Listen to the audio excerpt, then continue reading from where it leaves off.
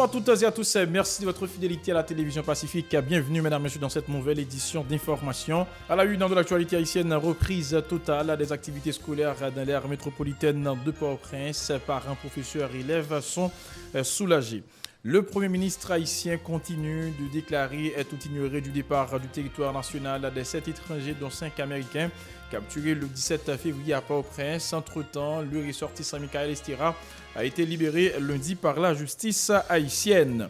Les conseillers de la Cour des comptes poursuivent leurs travaux d'audit en vue de produire un rapport complet sur le dossier Petro-Caribé, rassure le président de la CCSCA. Installation de 5 des 7 membres du comité de dialogue par le président de la République lors d'une cérémonie au Palais national en présence du Premier ministre et des présidents des deux branches du Parlement. Dans l'actualité internationale, en Inde, 93 personnes en sont mortes et 200 autres hospitalisées après avoir consommé de l'alcool frelaté. Voilà, mesdames et messieurs, pour l'essentiel de cette édition. Restez branchés sur la chaîne 54. Ces titres et bien d'autres seront développés tout de suite.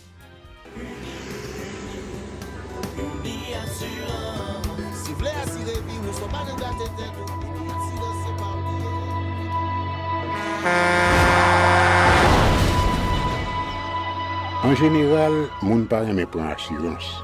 Yo considéré que son l'argent rejeté. Et pourtant, l'argent assurance te doué dans budget ou à côté l'argent kayak l'argent manger. Li là pour les deux traverser un mauvais pas.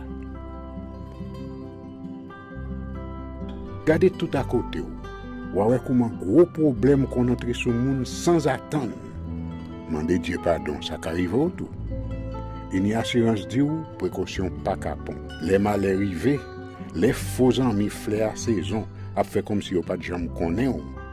Une assurance après ta faire pour le jour, continuer vivre la vie quitter ce course là dans main nous. Une assurance. Vivez en toute assurance.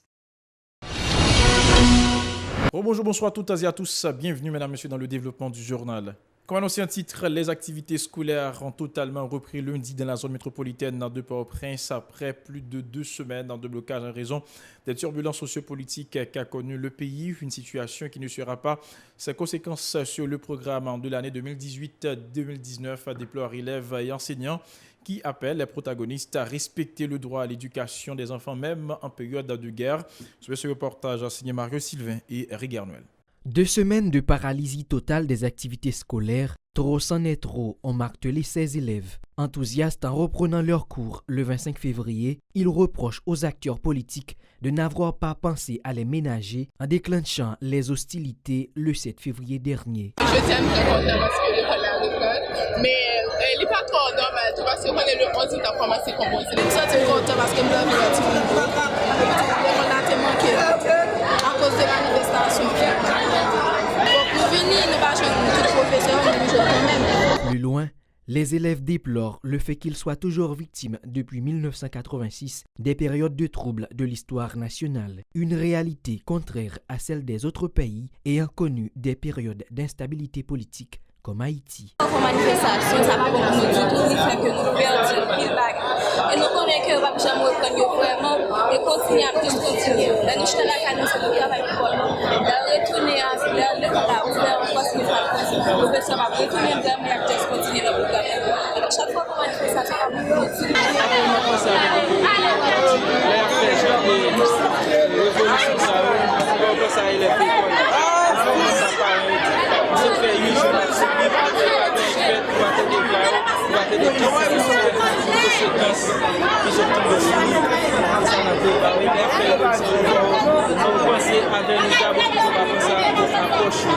Des professeurs se disent aussi révoltés par le blocage du secteur éducatif pendant 2 semaines d'affilée à cause des litiges sociopolitiques. Cette situation affectera considérablement le système déjà en proie à maintes difficultés, se désolent les enseignants.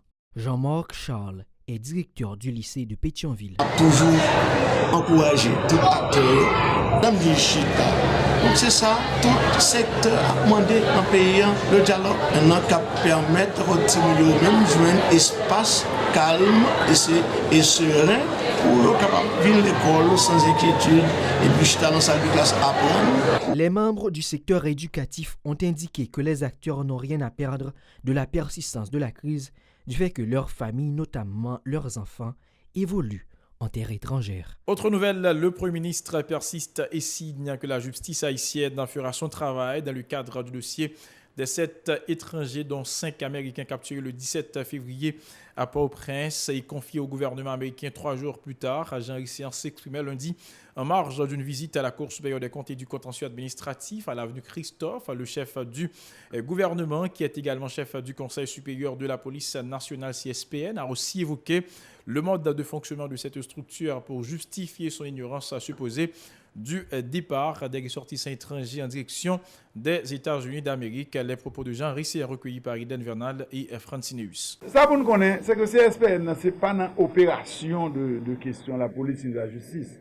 CSPN, c'est un haut lieu, c'est un conseil qui est là pour stratégie, etc. Donc, CSPN, c'est pas CSPN qui ont activité quotidienne de faire sortir correspondance, entre correspondance. Bon, il y a des bails qui fait. CSPN a posé question, c'est ça. Donc, CSPN va toujours connaître qui ça, chef police a fait. CSPN va toujours connaître qui son ministre a fait. Donc, là, il y a des grandes mesures que le ministre a jugé pour le prendre, ou bien directeur de la police, lui partager, soit avec le Premier ministre en premier, qui est chef gouvernement, soit avec le chef CSPN en premier, qui est chef et conseil supérieur là. Donc, c'est tout. Bah ouais, pour que ça ait pile à faire que si le ministre sorti en lettre, je ne connais pas son paquet à faire, le ministre sorti lettre chaque jour. Donc, on a estimé qu'on lettre qui sorti que femme déconner. Bon, le ministre doit juger tout ça, c'est relatif par rapport à chaque monde et qui est plus important pour lui. L'essentiel, c'est que à tout moment, il faut qu'on soit capable de demander explication. Chaque monde ne peut pas la faire par eux, mais gagner quand même, et exécution de tâches tous les jours. Eh bien, la justice a fait travailler. C'est ça, oui. Ouais. Faut que nous comprenions bien. La justice a fait travailler, faut que nous quittions le fait travail. La justice n'a pas arrêté de muette sur ce qui passe. Donc la justice a fait travailler, la fini par dire nous exactement ce qui passe. Par ailleurs, le Premier ministre dément les informations laissant croire qu'il est en désaccord parfait avec le président de la République. Toutefois, il reconnaît que les deux têtes de l'exécutif n'arrivent toujours pas à s'entendre sur certains dossiers, ajoutant l'administration Moïse Séyan est en train d'œuvrer pour l'amélioration de la situation socio-économique du pays. Jean Risséan au micro de Eden Vernal et de Francineus. Moi, je ne sais pas si ouvert à président. D'ailleurs, moi, à président, nous chutons ensemble, nous discutons ensemble, nous prenons mesures ensemble. Et en fait, en général, nous faisons un pile de bagages ensemble. Il doit y avoir des qui échappent et il doit gagner des perceptions. Bon, nous connaissons la politique, la perception, on dit en pile. Et si moi-même, je ne pas de conflit avec le président. Non, c'est la perception. Politique, c'est le plus souvent c'est perception. Oui, mais pas de malaise. Il doit y avoir malaise. C'est normal qu'il y ait malaise. C'est normal qu'il y ait malaise chaque jour. Parce que le président est dans le fond bagaille, les gens le font là, il pas comme ça, nous souhaité le faire. Nous font bagaille, il pas comme ça, souhaité le faire. L'essentiel, c'est que nous toujours chita pour nous entendre, c'est tout. Le président de la Cour supérieure des comptes et du contentieux administratif s'est félicité de cette démarche. Pierre Volmar Desmessieux en a profité pour indiquer que les conseillers poursuivent leurs travaux d'audit autour de la gestion du fonds Petro-Caribé afin de produire un rapport complet sur ce dossier. Sa précision au micro de Eden Vernal de Francineus. Notez, annoncé déjà que ce second rapport nous avons travaillé pour nous dans le mois d'avril. Événement que nous tous connaissons dans le pays, a fait pratiquement 2 semaines de travail pour nous essayer de faire 15 délai que nous avons là. Donc nous espérons que nous avons un climat de sérénité, de calme, qui peut permettre que nous avancer. Et pour nous... Sinon, peut-être c'est 1 ou 2 semaines après que date quotidienne, mais notre date pour nous était pour nous honorer. Chaque année, nous faisons dire peut-être nous n'avons pas de moyens pour nous couvrir de façon systématique toutes nos institutions, parce que ça m'a fait remarquer. Depuis 90 à nos jours, l'État a considérablement augmenté. Capacité quoi arrêter même gens. Nous n'avons pas de possibilités, nous n'avons pas de moyens, nous n'avons pas de ressources assez pour nous couvrir toutes les institutions. Mais quoi pas je me suspends faire travail. Bon, et demande PM nous sommes en connaissance de lui. Donc on connaît toute institution supérieure de contrôle jouit d'une certaine indépendance. Autre nouvelle, le président de la République a procédé lundi à l'installation de 5 des 7 membres du comité de facilitation du dialogue interhaïtien lors d'une cérémonie au Palais national. Rodolphe Desroses et Charles Suffrard étaient absents. Le responsable de la structure COSEPEP, Charles Suffrard, a remis son tablier au chef de l'État, arguant qu'il n'a pas été convenu de la démission du Premier ministre lors de ces échanges avec le comité. Écoutons la déclaration de Jovenel Moïse recueillie par Francineus. Ils sont 7 membres, mais 5 sont ici présents. Et comme vous le savez, il y a un membre démissionnaire.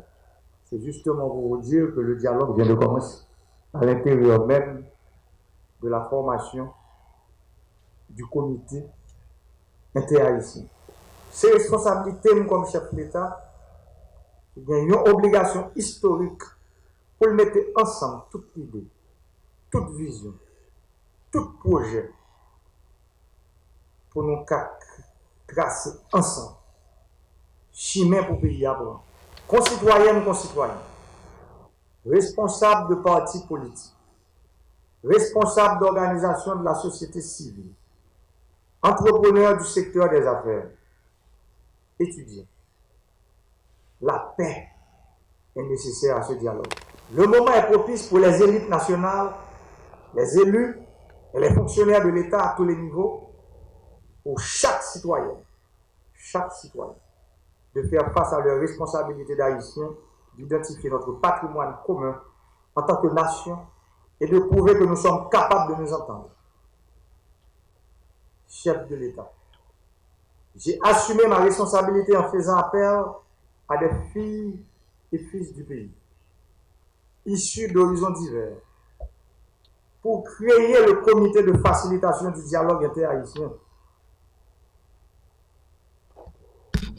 Je souhaite que ce comité travaille avec ardeur pour trouver la meilleure façon de mener ce dialogue national interhaïtien qui devra aboutir à des propositions concrètes, respectueuses de la Constitution, inclusives pour conduire le pays vers la voie de la stabilité.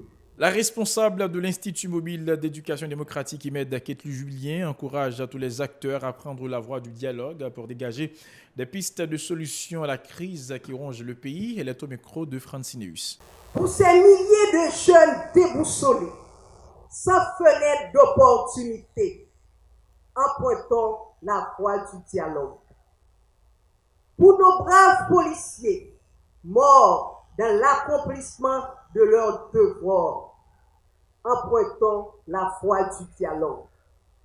Pour ces anonymes manifestants qui sont tombés dans le cadre d'une revendication populaire, empruntons la voie du dialogue. Pour ces millions de silences inaudibles, empruntons la voie du dialogue. Un dialogue national qui se doit être inclusif et sincère. La politique haïtienne ne se doit plus d'être une prime à la violence structurelle, individuelle, institutionnelle de quelque secteur qu'elle provienne. Il faut divorcer avec cette société de malentendus. Jetons bas les masques. Il faut se libérer soi-même pour accepter de dialoguer avec l'autre. Dialoguer, c'est faire preuve de tolérance, l'un des piliers de la démocratie. Lorsqu'une société traverse un moment de désarroi aussi profond, la parole politique ne peut se contenter d'être tribunicienne. Elle doit être transformatrice. Dans une république, les moyens de transformer passent inévitablement par la voie d'un dialogue constructif. Coup d'œil à présent dans l'actualité internationale. Nous allons justement nous rendre en Inde où 93 personnes sont mortes et 200 autres hospitalisées après avoir consommé de l'alcool frelaté. Un drame qui s'est produit dans le nord-est de l'Inde, ont annoncé samedi les autorités locales, moins de 2 semaines après une affaire identique qui avait fait une centaine de morts dans le nord du pays. Voilà, mesdames, messieurs, pour l'essentiel de cette édition. Merci à vous à qui l'avez suivi. Toute l'équipe vous invite à rester branchés sur la chaîne 54 pour la suite de la programmation.